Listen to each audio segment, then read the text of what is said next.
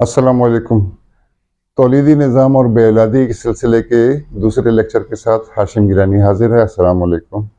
आज हम देखेंगे स्पर्म की लो मोटेलिटी और ट्रॉजेक्ट्री को। स्लगिश क्यों होते हैं, सुस्त क्यों होते हैं और उसकी वजह क्या होती है। 5 असबाब होते हैं और उनकी एड्रेसल कैसे करते हैं, उसका इलाज कैसे किया जाएगा।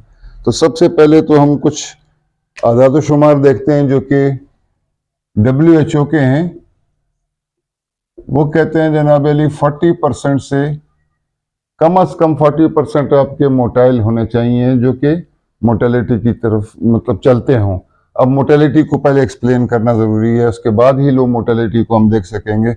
और दूसरा वो कहते हैं कि जी 32%, 32% आपके एक सिम्त में जा रहे हों।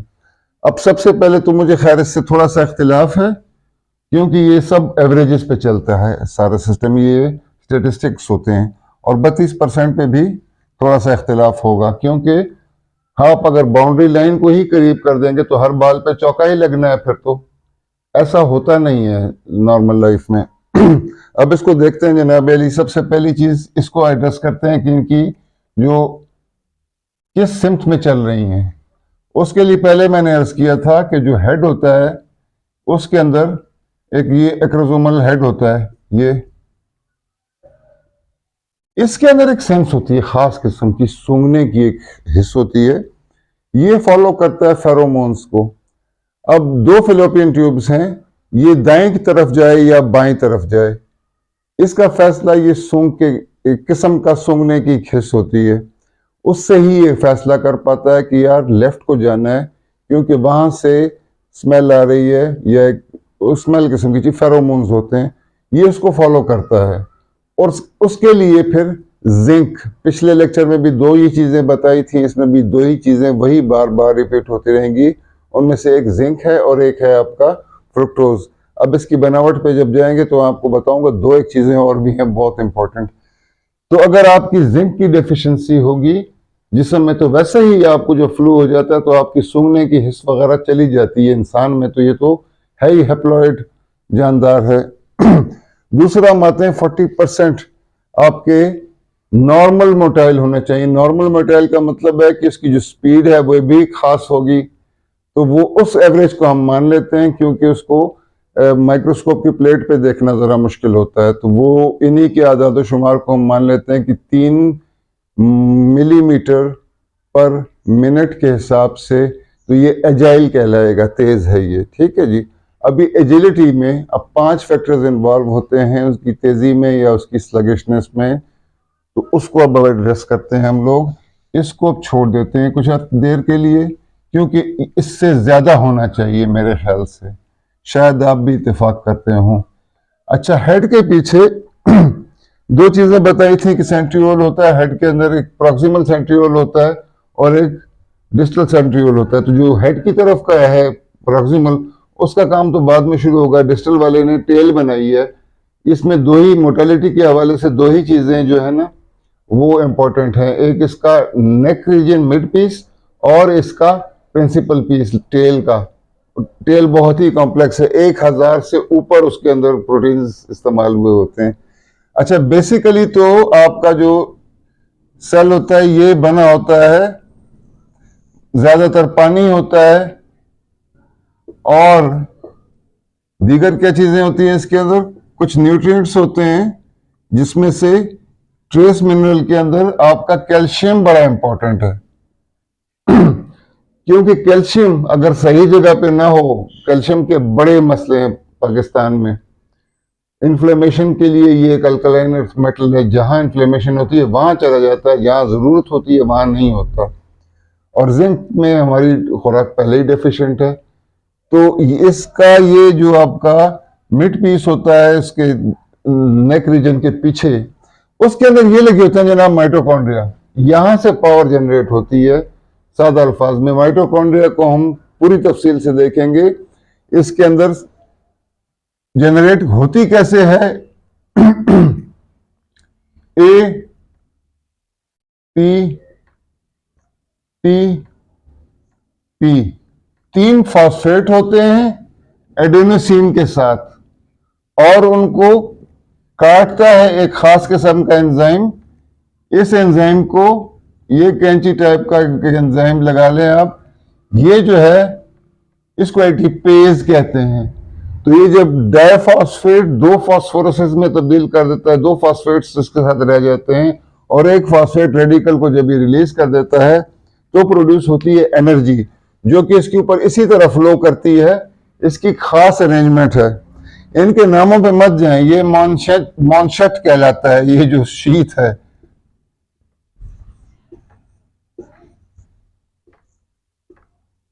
ये नाम इतना लंबा है कि ये लिखने में ही मुश्किल है,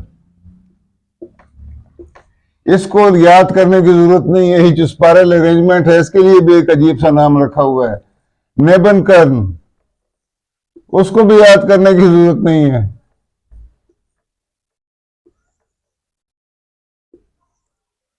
इसको इन नामों में मत जाएं, इसकी सिर्फ अरेंजमेंट को देखें। ये खास किस्म की अरेंजमेंट है, तो अल्लाह ताला ने कोई चीज भी फालतू नहीं बनाई, उसकी वजह होती है हर एक चीज की। इसके ऊपर फ्लो करती है बिल्कुल जिस तरह बिजली की मोटर होती है, इसके ऊपर एनर्जी फ्लो कर रही है। ये फ्लो करते हुए आगे जाएंगे और टेल को देंगे। अच्छा, इसके अंदर अब 5 अवामिल कौन कौन से इन्वॉल्व होते हैं? 5 अवामिल की तरफ जाते हैं। सबसे पहली वजह, ये मैं जल्दी जल्दी वाइंड अप कर रहा हूं, ये क्लास आपकी कोई प्रोफेशनल क्लास नहीं है, बिल्कुल इब्तदाई क्लास समझ लें। वजह नंबर 1, उसकी लंबाई। लंबाई कहते हैं 45 से 50 तक एवरेज होती है, लेकिन 60 तक भी जाती है, माइक्रोमीटर्स तक, 60 माइक्रोमीटर। अब कुदरत किसी को फेवर नहीं करती, सबसे बड़ी बात। हमको फौज के लिए एक बंदे चाहिए। अब हमारा क्राइटेरिया एक होता है, 6 फुट 2 इंच का जो होगा वो एथलेटिक्स में ज़्यादा दूर तक हमको मैराथन करवानी है, इसको लंबी रेस लगवानी है, उसको 10 सेंटीमीटर का फासला तय करवाना है। अब उसके लिए हमको लंबा कद चाहिए, 6 फुट 2 इंच हमारे लिए बहुत अच्छा रहेगा। 5 फुट 2 इंच वाले भी इंसान ही कहलाते हैं, लेकिन एथलेटिक्स के मैदान में कोई किसी को फेवर नहीं कर रहा है यहाँ पे। तो उसकी लंबाई 60 मिलीमीटर माइक्रोमीटर होनी चाहिए, लेकिन वो होगी कैसे, ये तो हम अगले एक लेक्चर में देखेंगे कि इसमें कौन कौन से अवामिल, 3 अवामिल मोस्टली इसके अंदर शामिल होते हैं इसकी लंबाई में, कि वो उसको कैसा किया जाए।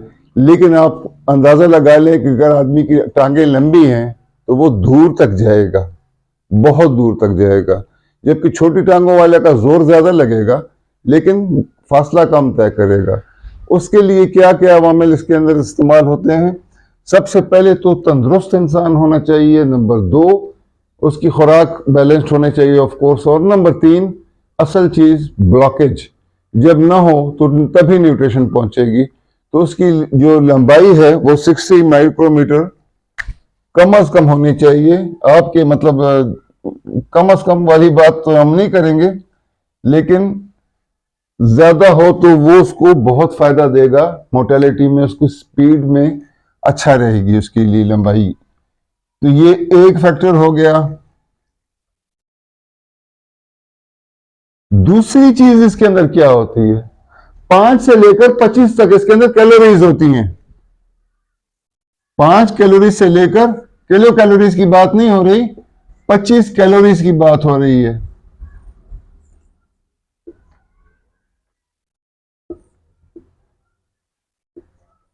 एक तो मुझे लिखना भी भूल जाता है बोर्ड पे। इसकी मिसाल यूं ले लें कि गाड़ी है, उसके अंदर 5 लीटर पेट्रोल डाल दिया है और 10 किलोमीटर वो चलती है। 5 लीटर वाली गाड़ी कितनी चलेगी? 50 किलोमीटर। दूसरी गाड़ी में 25 लीटर पेट्रोल डाला हुआ है, वो 250 किलोमीटर जाएगी। लेकिन यहाँ पे क्या है कि जो आपका माइटोकॉन्ड्रिया बन रहा था, सॉरी मैंने मिटा भी दिया, यहां पे जितना जैम पैक्ड होगा मिड पीस में, उतना ही तो बनेगा उसके अंदर, उतनी ही तो कैलोरीज होंगी। यहां पे आपकी क्या चीजें काम आती हैं? बनावट के दौरान पिछले लेक्चर में भी कहा था, बार बार दोहरा रहा हूं, दो ही नाम याद रखें, जिंक और फ्रुक्टोज। और फ्रुक्टोज की जो हमारी डेफिनेशन होगी वो high syrup, fructose corn syrup नहीं होगा, वो जीएमओ है। चीनी में भी चीनी क्यों ना खाई जाए, क्योंकि वो एम्प्टी कैलोरीज हैं, उसके अंदर न्यूट्रिशन नहीं है। तो जो आप नुस्खे आपने देखे होंगे, मुगल्लज़ है, ये फलाना है, ये उसके अंदर आपको बादाम का जिक्र बार बार मिलता है, पिस्ते का जिक्र मिलता है, अखरोट डाल दो, चार मगज डाल दो, ये डाल दो, वो डाल दो। वाई? जिंक रिच हुआ करते थे, आजकल फार्मी हो गए हैं। दूसरा, उसकी एब्जॉर्प्शन में इसका जो छिलका होता है उसके अंदर फाइटेट्स होते हैं, कैटेकिन्स होते हैं, वो भी इसके अंदर एब्जॉर्प्शन में मदद नहीं देते, रोकते हैं। दूसरी चीज आपने देखी होगी कि जगह जगह इंजीर का जिक्र है, खजूर का जिक्र है, छुआरे डालो इसके अंदर, किशमिश डाल दो। ये सारी चीजें क्या हैं, ये मुकबियात क्यों कहलाती हैं? इसके अंदर फ्रुक्टोज होता है, हाई फ्रुक्टोज होता है। जो फ्रूट से निकला हुआ ग्लूकोज हो वो चाहिए हमको, बाजार से मिलने वाला नहीं चाहिए, वो तो उल्टा नुकसान करेगा। तो उसकी जो कैलोरीज हैं, ये इस हिस्से में अगर पूरी रहेंगी तो ये आपको स्पीड देगा, ज्यादा इसके अंदर चार्ज होगा। ये चार्ज पे चलने वाली बैटरियां हैं, इसकी अगर बैटरियां आपने 25 कैलोरीज के साथ चार्ज की हुई हैं तो वो ज्यादा दूर तक जाएगा, और उसके अंदर क्या होगा, मोटर में पावर होगी, तेज चलेगा और ज्यादा उसको एनर्जी देगा। तो ये एक दूसरा पैरामीटर हो गया जनाब अली। यहाँ पे हम साथ में जगह बचाने के लिए, क्योंकि मेरा कैमरा इत सब कुछ नहीं पकड़ता, तो हमने दूसरा पैरामीटर ये पकड़ लिया। तीसरा पैरामीटर क्या है जी?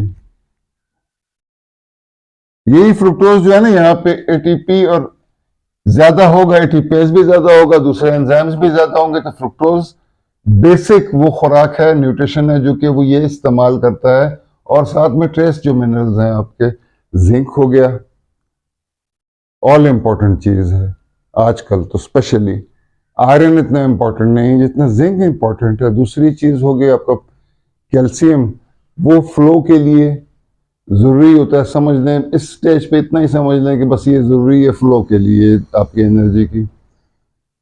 यहाँ पे ये नेबुलकर्न अरेंजमेंट में है और इसके ऊपर से ये यहाँ पे फ्लो करते हैं।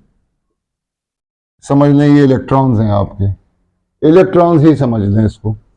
यहाँ पे जितना उसको आपने चार्ज किया होगा, जितना जैम पैक्ड होगी एनर्जी, उतना ही ये फायदा देगा आपको।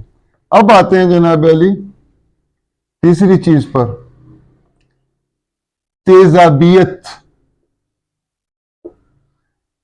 तेजाबियत या कह लें इन्फ्लेमेशन। अब कैल्शियम कहाँ काम करता है? अल्कलाइन अर्थ मेटल है, तो जिस्म का मुदाफियती निज़ाम क्या करता है?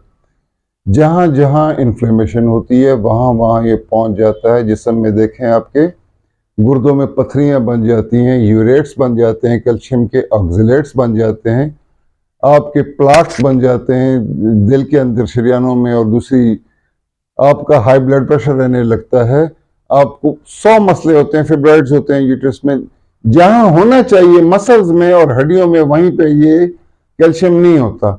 अगर जिस्म में आपके है तीसरी चीज, कहीं पे भी कोई इन्फ्लेमेशन, तो आप इन्फ्लेमेटरी चीजें खानी बंद कर दें, सब्जियों पे आ जाएं, फलों पे आ जाएं, यहाँ पे मसला हल हो जाएगा। फ्रुक्टोज भी मिल जाएगा फ्रूट से। दूसरी चीज क्या होगी, वो इन्फ्लेमेटरी नहीं होते, वो अल्कलाइन होती हैं चीजें, सब्जियां स्पेशली। तो वो अल्कलिनिटी जो है ये इसको मदद मिलेगी बचने में, क्योंकि ये बेचारा, इसको बेचारा एलिमेंट कहेंगे हम लोग, जो भी इसको बुलाता है, जहां बुलाता है फलानी जगह आग लगी जाके बुझा दो, कैल्शियम इनकार कर नहीं सकता, ये वहां पहुंच जाता है। तो एक चीज आपकी जिस्म में, आपकी खुराक को देखें, गोश्त वगैरह खाएं लेकिन बैलेंस्ड होना चाहिए इसको। तीसरी वजह ये हो गई। और चौथी वजह पे आते हैं जो कि आजकल बहुत ज्यादा कॉमन है। इसको बाकायदा जो है ना वो यूं करके लिख लेते हैं कि ये असल मसले बना रहा है। ये क्या है जी? ये है स्ट्रेस। किसी भी चीज का जब आप स्ट्रेस लेते हैं आपको अंदाजा भी नहीं है कौन कौन से हार्मोन्स, बाद में हम इसको करेंगे कि क्या, जब इसकी तौलीद के ऊपर हम लेक्चर करने वाले हैं तो उसमें हम देखेंगे, वो बड़े डिटेल के लेक्चर होंगे, ये तो सिर्फ बुनियादें मर रही हैं उसके लिए। अब हम देखेंगे कि स्ट्रेस से क्या हार्मोन्स रिलीज होते हैं, स्ट्रेस हार्मोन्स कहलाते हैं फाइट और फ्लाइट हार्मोन्स, वो इसकी अफजाइश पर ही आगे जाके हम देखेंगे टेरोस्पर्मिया और डिंगोस्पर्मिया। वो टेराटोस्पर्मिया असल में एक लंबा मुश्किल लफ्ज है, लेकिन मॉर्फोलॉजी टेढ़े बेड़े क्यों होते हैं, दो सर वाले बगैर दुम के, दो दुमों वाले क्यों होते हैं, टेढ़ी वाले क्यों होते हैं, वो भी सारा डेफिशिएंसी डिजीजेज हैं।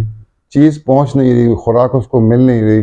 दूसरा क्या होता है कि वहाँ पे ब्लॉकेज होती है, तेजाबियत होती है, इन चीज़ों की वजह से वो डिवाइड रह जाता है। स्ट्रेस के पैटर्न में आपके अंदाज़ा नहीं लगा सकते जी कि वो उसका फ़र्क इस पे कितना पड़ता है इसकी मोर्टेलिटी पे, क्योंकि ये रिलीज़ के वक्त ही उनको डिचार्ज कर देता है। कैसे करता है वो तो हम आगे डिटेल से देखेंगे, लेकिन आपने सिर्फ फिलहाल इतना ही समझना और इतना ही करना है कि स्ट्रेस से बचें। स्ट्रेस इसकी मोर्टेलिटी पर इंतहाई बुरा असर डालता है, स्लगिश हो जाते हैं। जब आपके सामने एक गोल है, अच्छा गोल है कि मैं ये करूंगा तो मुझे फलानी डिग्री मिलेगी, आप दौड़ लगाते हैं, आप जोर लगाते हैं, जान लगाते हैं, लेकिन अगर आपको पता हो कि यार बस ये सुबह डंडे खाने शुरू करने हैं, मैथ्स पढ़ के भी क्या सीख लूँगा, मैथ्स बकवास चीज़ है, तो आप उसके ऊपर बिल्कुल मेहनत नहीं करते। या कर पढ़ लिख के क्या करना है, आखिर में नौकर लग जाऊंगा, कहीं मुलाजमत करूंगा 9 to 5, सारी ज़िंदगी यही चक्कर चलता रहेगा, तो आपकी जो मोटिवेशन होता है उसका लेवल बिल्कुल ज़मीन पे आ जाता है। तो हम आपको कहते हैं भाई एंटरप्रेन्योर बनो, मैथ्स उसके लिए बहुत ज़रूरी है, पढ़ो, ये तो बहुत फ़ायदा देगी आपको जगह जगह। ये दो चीज़ें हैं, अगर आप उसको डराते हैं तो ये समझ लें कि डर जाते हैं। बस सादा अल्फाज में इस वक्त मैं यही कह सकता हूं, क्योंकि पीछे से बैकग्राउंड अभी तक हमने बनाया नहीं है। इन चीज़ों को आप ध्यान में रखें जनाब अली, इसके अंदर की लंबाई इसकी, वो उसकी अफजाइश पे है। अगर मुझे अच्छी खुराक बचपन में नहीं मिली तो मेरा कद काट कैसे बनता, ठीक है जी। दूसरी क्या होती है, इसकी जो कैलोरीज हैं वो काउंट करती हैं, फ्रुक्टोज मेजर उसके अंदर कंट्रीब्यूटर है, जिंक और कैल्शियम वगैरह, ये ट्रेस मिनरल्स वगैरह हो गए। अच्छा, अब आप आते हैं टेल पर कि टेल कैसे काम करती है। अच्छा जी, आप देख रहे हैं ये टेल का क्रॉस सेक्शन हमने लिया हुआ है, बीच में से काटा हुआ है। ये इसकी अरेंजमेंट ही यही होती है जो आपको पहले बताया था कि 2 सेंट्रियोल्स होते हैं हेड के अंदर, वो इसके नेक पार्ट में, सॉरी, ये जो प्रॉक्सिमल सेंट्रियोल है ये तो बाद में काम करेगा, लेकिन इस डिस्टल से बने हुए हैं आपके रेशे जो कि दुम बना रहे हैं, ये वही रेशे उनका क्रॉस सेक्शन लिया हुआ है। ये क्लासिक इसकी अरेंजमेंट आप देख रहे हैं, ये फिलामेंट्स हैं, ये उनका क्रॉस सेक्शन है, 1 2 3 4, ये 9 और 2, सेंटर में 2 होते हैं जिसके गिर्द स्पाइरल में 9 अरेंज हुए हैं। और ये रेड वाले डॉट्स जो लगाए हुए हैं इन पे ग्रेट डिटेल में आगे जाकर बात करेंगे अगर मौका मिला, क्योंकि ये बहुत इंपॉर्टेंट है इसकी मोशन के लिए। ये सारे पार्ट्स को आप छोड़ दें, लेकिन इनकी सेहत बरकरार होनी चाहिए। ये वाला देख रहे हैं आप, तो ये अगर ये कोई ऐसा सा हो तो कोई फायदा नहीं होगा, ये सूख जाएगा, तो ये टेढ़ा हो जाएगा। क्यों होगा वो हम देखेंगे मॉर्फोलॉजी में, कि जो टेढ़े वेले होते हैं इनको मैं टेरोस्पर्मिया कहता हूँ, डिंगोस्पर्मिया कहता हूँ, ताकि समझ में आए, बात जहन में बैठे। ये इसकी क्लासिक अरेंजमेंट होती है। अगर ये बिल्कुल अपनी अहसन तकवीम में ना हो, बिल्कुल दुरुस्त हालत में सेहतमंद ना हो, तो ये नहीं चलेगा, ये टेढ़ा वेढ़ा हो गया, कहीं से खिंचा हुआ है। अब यहाँ पे मेरे ये टेंडन्स हैं, ये खिंचे हुए हैं किसी वजह से, कोई मसला हो गया था, वो खिंच गए हैं, तो क्या मैं इस हाथ को खोल सकूंगा? नहीं खोल सकूंगा। इसी तरह इसकी ये जो अरेंजमेंट है, इसके अंदर फ्लो करती है आपकी एनर्जी, और कौन से हिस्से में करती है? ये इसका जो प्रिंसिपल पार्ट होता है, ये इसको हिलाता है और बाकी की दुम को चाबक की तरह चलाता है। तो ये इसकी अरेंजमेंट होती है। इसकी सेहत बहुत जरूरी है। ये स्पाइरल जब मूव करता है तो उसके साथ ही तो मोशन बनती है। अच्छा, इसकी मूवमेंट होती कैसी है? स्पाइरल मूवमेंट करता है, आगे की तरफ उसको यूं यूं यूं मूव कर रहा है। अब इन चीजों से, इनकी बेसिक्स से और कैसे करते हैं, इससे तो यूट्यूब भरा पड़ा है। हमने देखनी है उसकी वजूहात और इसने रास्ता कितना लंबा तय करना है। 10 सेंटीमीटर नो जोकिंग मैटर, क्योंकि इसका साइज कितना है वो माइक्रोमीटर में है, मिलीमीटर्स में भी नहीं है, बहुत ही टाइनी होता है। और रास्ते में एक आग का दरिया है और तैर के जाना है। बहुत से आप देखेंगे अगले लेक्चर्स में कि इसको रोकने के लिए बड़ा इसको जिस्म इसको फॉरेन बॉडी के तौर पे लेता है और मुदाफियती निज़ाम इसको अच्छी तरह अटैक करता है। बचने वाले 20-25 जो पहुंचते हैं उनके अंदर बीच में मुकाबला होता है। बाकी सारे शॉर्टलिस्ट होने के बाद कहानी होती है। बिल्कुल 3 इडियट्स वाले कॉलेज में दाखिला लेने वाली बात है। तो उसके अंदर जनाब अली इसकी जो मोशन होती है दैट इज बोरिंग मोशन। ये स्पिन करता है रादर देन स्विम। स्विम नहीं करता, ये स्पिन करता है। और उसके लिए जरूरी ये होता है कि उसकी जो पीछे की मोटर लगी हुई है यहाँ पे नेक के पीछे के हिस्से के मिड पीस में, जहाँ पे आपके माइटोकॉन्ड्रिया नेबन कर्व अरेंजमेंट में है और वहां से वो प्रोड्यूस कर रहे हैं एनर्जी और फ्लैजिला की तरफ जा रहे हैं, धुन की तरफ जा रहे हैं। तो प्रिंसिपल पार्ट तक कम से कम उसकी एनर्जी फुल पहुंचनी चाहिए, ये बहुत जरूरी है। 3 मिलीमीटर्स फी मिनट के हिसाब से। अच्छा, अब यहाँ पे जो आपका जो मिड पीस है इसके अंदर एक और भी चीज होती है, सेल्फ डिस्ट्रक्शन। इसकी 5 दिन तक ये जिंदा रह सकता है। यहाँ पे सारी चीजें 5 में ही इस्तेमाल हो रही हैं। इन सब चीजों को जहन में रखते हुए अब हम अपने अगले लेक्चर की तरफ जाने के लिए तैयार हो चुके हैं शायद। इसके साथ इस सेगमेंट को लंबा न करने के लिए मुझे इजाजत दीजिए। अल्लाह हाफिज।